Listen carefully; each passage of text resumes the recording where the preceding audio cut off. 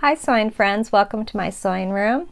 Recently I shared a block called Off Kilter, and I will have the link down below of this quilt block that I use strips for, and I thought for sure I would put all of the blocks together like you see there in the right, but yesterday I was thinking about it and wondering what it might look like if I alternated my Off Kilter blocks with a navy blue solid, and I really like the way it looked, so I laid it out on my floor.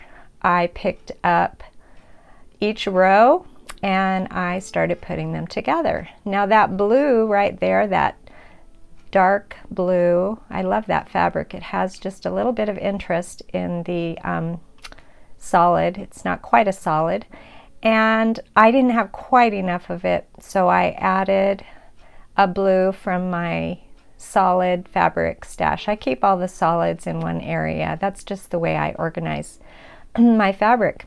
But that pretty blue right there was in my stash, and believe it or not, I had a strip that was exactly 7¼ inches wide, a really long strip of it, and that's exactly what I needed. So sometimes I think fabric kind of knows where it needs to be, and this is the quilt it needed to be in. So I cut the blues 7¼ by 6½. These Off Kilter blocks are not quite square. They are more rectangular because I mentioned in the previous video about this quilt block that I wanted to conserve as much of the block as I could. As I put it together, I knew it wouldn't come out exactly square or rectangle, so I did need a trim, and I trimmed it to 7¼ by 6½. And I really like the way this quilt looks with that solid fabric. And sometimes I think I don't often stop to think about what it might look like if I alternate the quilt block with just a solid like I'm doing here. So sometimes when you slow down and you ponder what you're doing with your quilt, you may come up with an idea that you like even better. And in this case, I do like this better than having the Off Kilter blocks next to one another. So I'm going to keep sewing all of this together and get this quilt to be double the size just by adding this extra square among my quilt blocks.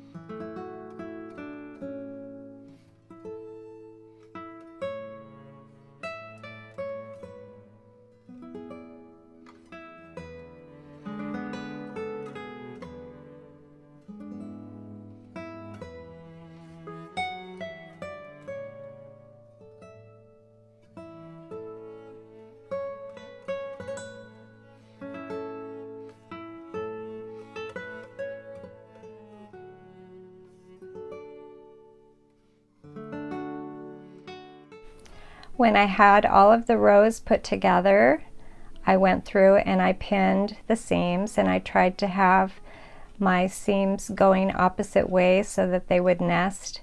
And since there is a white fabric in there, I tried to push the blue towards the blue. That didn't always happen. I'm not 100% when I do that, but I do try to get the darker fabrics to go towards the darker fabric. And here I found out that my block must not have been trimmed to 6.5.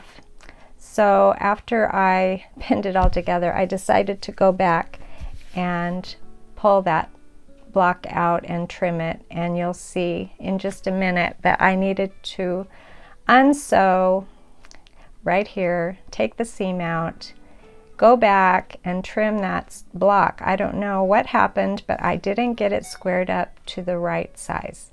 Sometimes that happens and you just go with it. Pull it out, trim it to the right size, stick it back in, and we're good to go.